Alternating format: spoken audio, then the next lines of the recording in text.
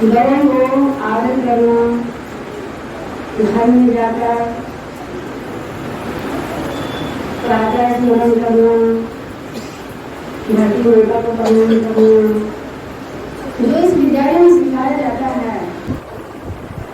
सामने बसते लक्ष्मी कर्म सरस्वती कर्म गोविंदा और भागवत का दर्शना।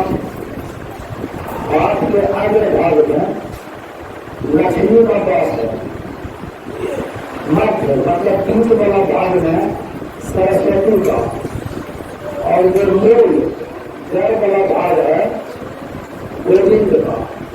छोटे छोटे भैया बहन को बताते हैं, जब आप घर जाते हैं तो बड़ों को प्रणाम कीजिए, विद्यालय आते हैं तो बड़ों को प्रणाम करके विद्यालय आइए। कभी कभी आप लोग भी अपने बच्चों का मूल्यांकन कीजिए। आप अगर एक गिलास पानी मांगते हैं, दे देते हैं, आपको कष्ट नहीं हो, आपके लिए आपके बच्चे कुर्सी ला करके देते हैं, लेकिन पड़ोस से कोई आते हैं तो क्या आपका बच्चा कुर्सी देता है या आप कहते हैं तब देता है? शिष्टाचार की बात यहीं से शुरू होती है। अब विद्यालय आते हैं, यहाँ नियम बना हुआ है, सभी आचार्य जी को प्रणाम करेंगे, सब एक दूसरे को नमस्ते करेंगे। प्रवेश करते ही सभी बच्चे तिलक लगाते हैं, अपने कक्षा में जाते हैं, आदेशानुसार वंदना स्थल पर आते हैं, तिलक करते हैं, फिर पंक्ति में बैठते हैं। जो वंदना का प्रारंभ रूप है वो सभी बच्चे करते हैं। आचार्य जी इर्द गिर्द खड़े होकर के करवाते हैं। चूँकि ऐसा अब हम लोग कहते हैं कि अब सिर्फ बच्चों को पढ़ाना ही नहीं, उसको क्रियात्मक रूप में लाना भी है। आप अपने से नहीं कीजिए, भैया बहन को बताइए। आप देखे होंगे 15 अगस्त मनाते हैं हम लोग, 26 जनवरी मनाते हैं, सरस्वती पूजा मनाते हैं। भैया बहन खूब मेहनत करते हैं। भैया बहन को लगता है कि यह मेरा त्यौहार है। जब आप घर पर त्यौहार मनाते हैं तो भैया बहन बहुत कम कार्य करते हैं, उसे कम मौका मिलता है, या कुछ करना चाहते हैं तो आप रोक लेते हैं, खराब हो जाएगा, आपसे नहीं होगा। हम लोग खंभे को भी सजाते हैं, भैया बहन को बोलते हैं इस तरह से काटिए, खराब होगा, फिर से लाया जाएगा, सीखने का प्रयास कीजिए। तो अब एक और भी आश्चर्य की बात है, सिखाना चाहिए। 1 का परीक्षा बच्चे देते थे, 2, 3, 4, 5, 10th, 11, 12। अब परीक्षाएं होगी ही नहीं। नई शिक्षा नीति 2020 के अंतर्गत अब सिर्फ 10+2 का परीक्षा होगा। 10+2 में जब बच्चे जाएंगे तब वो परीक्षा देंगे। आश्चर्य की बात है, अब इसका मूल्यांकन कैसे करेंगे? तो अब पढ़ाना ही नहीं है, क्रिया में भी लाना है, और गतिविधि। जब तक बच्चे गतिविधि नहीं करेंगे हम उसका मूल्यांकन कैसे करेंगे? हमारे जितने भी आचार्य हैं अभी तक 4 बार नई शिक्षा नीति हेतु प्रशिक्षण ले चुके हैं। और फिर आज मैं अपने आचार्य को भी पुनः एक बार कह देता हूँ, जितने हैं, जो विषय आपको बढ़िया लगता है, आपको जचता है, किसी एक विषय का आप प्रोफेसर बन जाइए। हो सकता है कि सरकारी विद्यालय है, वहाँ भी आपको प्रशिक्षण हेतु भेजा जाएगा। ऐसी तैयारी विद्या भारती की है, आप वहाँ पीछे नहीं रहें। इसलिए भैया बहन को पढ़ाते हुए अपनी पढ़ाई को भी, अपनी तैयारी भी शुरू रखिए। मैं ज़्यादा कुछ नहीं, किंतु इतना ज़रूर कहूँगा कि आज हम लोग परीक्षा फल देने जा रहे हैं। आखिर मूल्यांकन क्यों? मूल्यांकन जागरूकता के लिए, मूल्यांकन प्रतिस्पर्धा के लिए, बच्चों में चिंतनशील जागृत करने के लिए। मूल्यांकन हमने जिस विषय की जानकारी बच्चों को दी है, परीक्षा फल जो आज हम लोग देने जा रहे हैं, ये नहीं समझेंगे कि सिर्फ पाठ तक ही सीमित है। 10वीं पास बच्चे नहीं बता सकते हैं देश में कितने राज्य हैं। हम लोगों ने मूल्यांकन किया है। गणतंत्र दिवस मनाते हैं, झंडे को सलामी देते हैं, किंतु चक्र में कितनी तिल्लियां हैं बच्चों को मालूम नहीं है। मूल्यांकन इसलिए कि हम बच्चों को उभरते हुए देखना चाहते हैं। मैं बार बार अभिभावक महोदय से, अभिभावक बंधु भगिनी से आग्रह करता हूँ कि सिर्फ आपके बच्चे के लिए आप हमारे आचार्य से मिलते रहिए। आपके बच्चे आने वाले समय में सूरज और चांद की तरह चमकेंगे। हम बच्चों को दास्ता के लिए पढ़ा रहे हैं या स्वतंत्रता के लिए, यह आपको तय करना है। मेरी दृष्टि में सबसे अच्छे शिक्षक वो हैं जो बच्चों को पढ़ाते कुछ नहीं हैं, लेकिन बच्चों को पढ़ने के लिए प्रेरित करते हैं। मूल्यांकन परिवर्तन के लिए हो, प्रेरणा के लिए हो, उत्साह के लिए हो। अब मैं शिक्षकों की श्रेणी बतलाता हूँ आपको। एक सामान्य और गरीब शिक्षक पाठ तक ही सीमित रहते हैं। उन्नत शिक्षक पाठ का विस्तार करते हैं। लेकिन जो महान शिक्षक होते हैं बच्चों को प्रेरणा देते हैं। जो बच्चे एक बार प्रेरित हो जाए फिर उसे पढ़ाने की आवश्यकता नहीं, स्वतः पढ़ना पसंद करते हैं। और मैं, हमारे सभी शिक्षक भी उपस्थित हैं, मैं बार बार अपने शिक्षक को कहता हूँ पढ़ाना नहीं है, सिर्फ पढ़ने के लिए प्रेरित कर दीजिए। किसकी औकात है? कौन कहता है मैं इसको पढ़ा दूंगा? नहीं पढ़ेगा। पढ़ने से लाभ क्या है? गणित क्यों सीखेगा? आखिर गणित का उसके जीवन पर आने वाले समय में क्या प्रभाव है, आप बता तो दीजिए। विज्ञान पसंद नहीं करते हैं, उसके जीवन में आने वाले समय में क्या अभिप्राय है विज्ञान का, बताइए।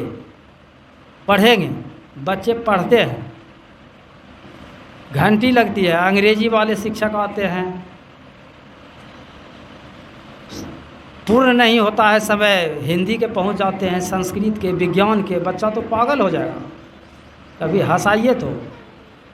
आज हंसाने के लिए लगभग 10 लाख रुपया रोज़ खर्च करते हैं लोग। कहाँ हंस पाता है लोग? आप लोग ईमानदारी से बोलेंगे, अभिभावक बंधु भगिनी से निवेदन करता हूँ और सही सही बोलेंगे। बताइए कितने महीने, मतलब कब आप लोग खूब खिलखिला करके हंसे, लगता था कि पेट में बाघी लग जाएगा, ऐसा समय कब आया? 1 साल के अंतराल में बताइए। नहीं हंसते हैं लोग, चिंताग्रस्त हो जाते हैं। अभी बच्चे हैं, कोई बोधरेशन नहीं, कोई उत्तरदायित्व नहीं, खूब खेलना पसंद करता है, खूब दौड़ता है।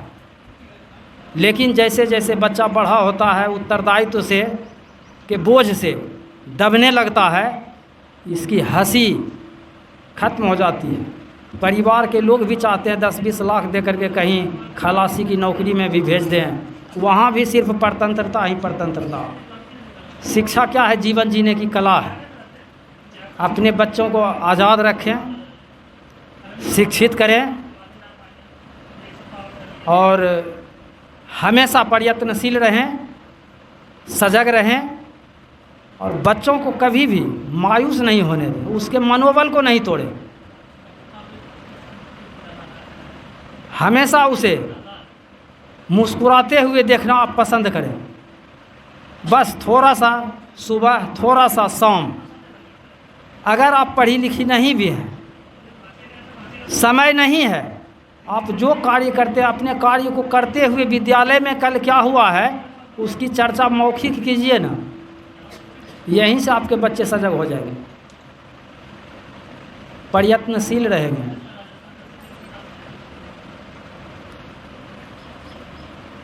वेशभूषा में भी बच्चे आते हैं विद्यालय, देखिए ना कितने दिन तक जूता में पॉलिश नहीं है। अपने से कर दिया कीजिए, बच्चे को प्रेरित कीजिए, अपने से कर लेंगे, लेकिन आदत डालिए साफ़ सुथरा रहने के लिए। अगर आदत हो जाएगा साफ़ सुथरा रहने के लिए, जीवन भर बच्चा साफ़ सुथरा रहेगा। धन से कोई तात्पर्य नहीं है, जीवन जीने की कला होती है, बढ़िया से लोग जीते हैं, यही कला हम लोग यहाँ सिखाते हैं। पढ़ने वाला विद्यालय आगे है, 1 से 5 तक जो एज है खेलने का एज है, और हम लोग खेला करके बच्चे को सिखा देते हैं। बहुत लोग नवोदय, नेतरहाट की तैयारी भी करवाते हैं।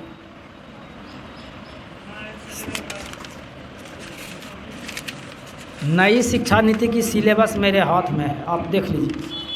10+2 का सिर्फ एग्ज़ाम होगा, बाकी लोग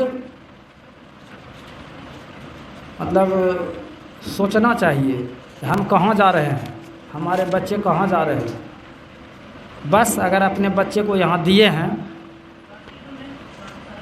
मिलते रहिए, जहाँ दिक्कत हो, परेशानी हो, आप अपने घर पर बुला लीजिए।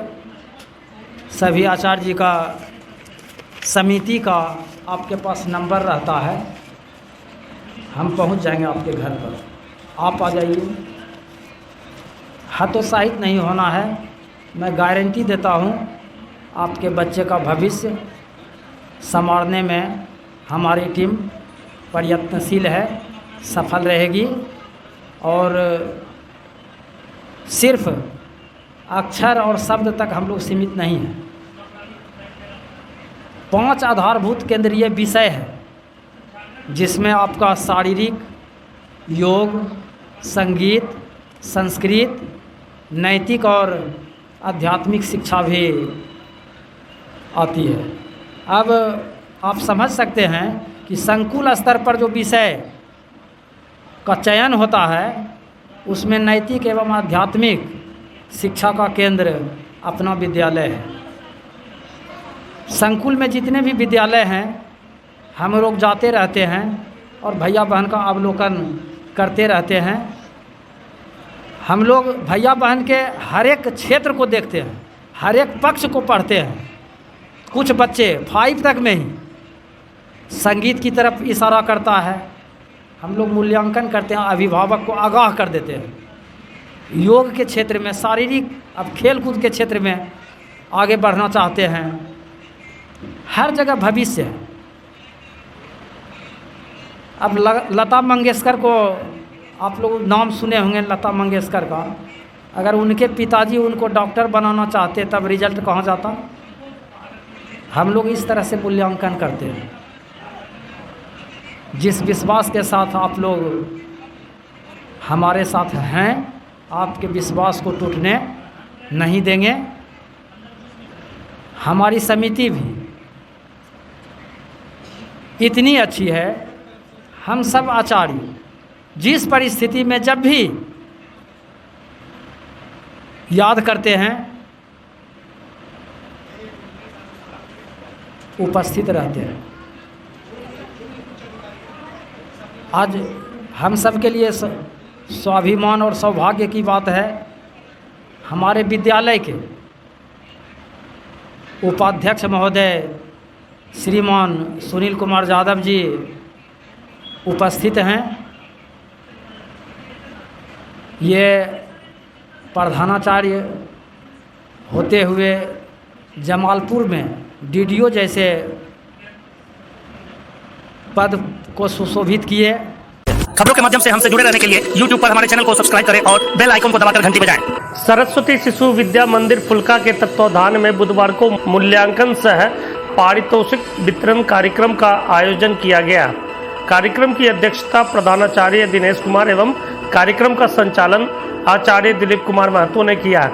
मुख्य अतिथि के रूप में विद्यालय प्रबंधन समिति के उपाध्यक्ष सह सेवानिवृत्त प्राचार्य सुनील कुमार यादव मौजूद थे। आगंतुक अतिथियों एवं अभिभावकों की मौजूदगी में विद्यालय के शिक्षकगण तथा भैया बहनों ने संयुक्त रूप से राष्ट्रगान तथा राष्ट्रगीत गाकर देशभक्ति का अलग जगाया। अतिथियों सहित अभिभावकों एवं शिक्षकों ने बारी बारी से भारत माता, सरस्वती माता एवं विभिन्न महापुरुषों के तैलीय चित्र पर माल्यार्पण व पुष्पांजलि अर्पित की। अतिथियों और अभिभावकों ने मूल्यांकन सह परीक्षा फल वितरण सत्र में उत्कृष्ट प्रदर्शन करने वाले भैया बहनों को प्रथम, द्वितीय एवं तृतीय श्रेणी के पुरस्कार देकर सम्मानित किया। वहीं उत्तम प्रदर्शन करने वाले भैया बहनों को सांत्वना पुरस्कार देकर भविष्य में उत्कृष्ट प्रदर्शन के लिए प्रोत्साहित किया। कार्यक्रम में सहयोगी की भूमिका में आचार्य पुष्पेंद्र कुमार भारती, मनोज कुमार मंडल, आचार्य अनीता देवी, कविता कुमारी, प्रतिभा प्रवंचना नजर आए। अतिथियों के अलावा कार्यक्रम में पहुंचे अभिभावक सुनील कुमार, संजय गुप्ता, पंकज कुमार, लूसी देवी, झालो देवी, इंदू देवी, सुप्रिया देवी, राजेश कुमार, विजय कुमार शर्मा, राजकुमार आदि ने भैया बहनों की हौसला अफजाई की।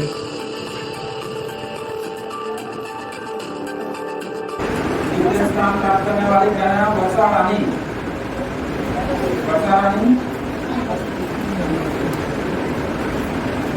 बहन आयुषी कुमारी,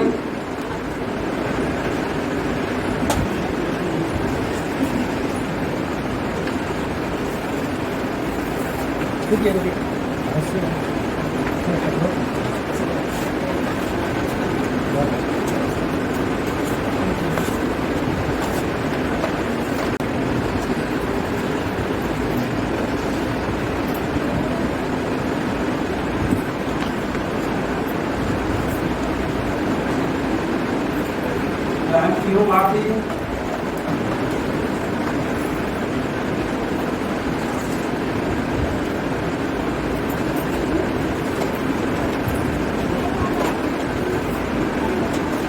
बहन आरती कुमारी,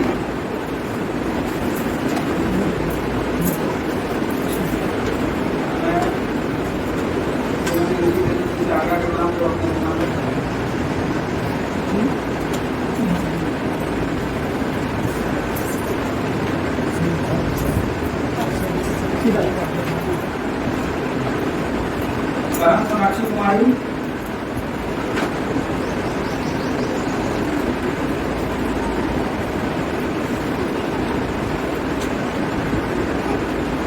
बहन खुशी कुमारी,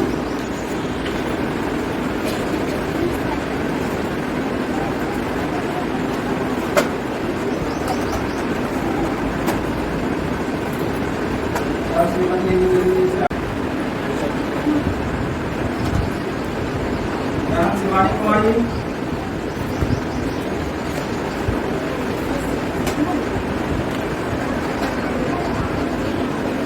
बहन लक्ष्मी कुमारी,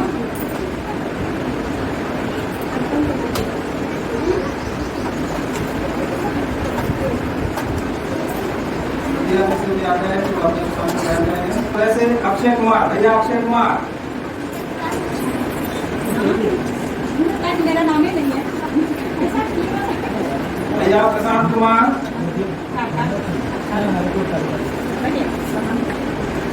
भैया प्रशांत कुमार,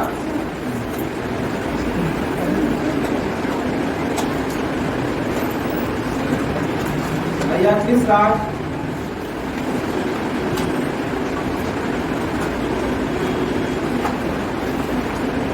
भैया विहान गुप्ता,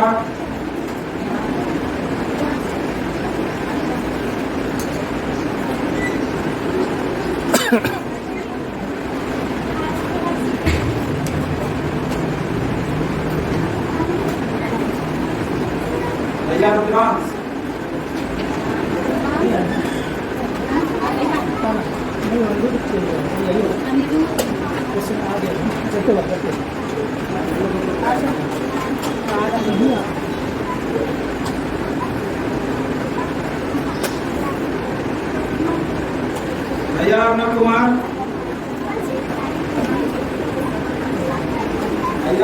कुमार,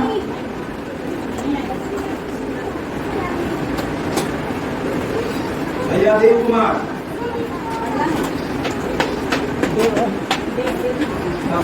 बहन पीहू कुमारी, बहन मीनाक्षी कुमारी, भैया अंकित कुमार,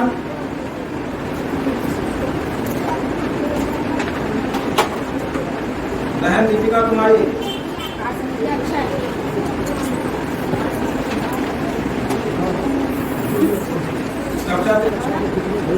श्रेणी से ठीक है ना।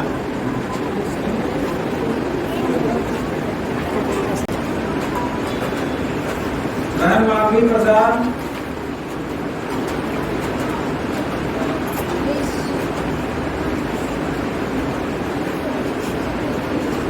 बहन नंदिनी कुमारी, बहन प्रतीक्षा राय,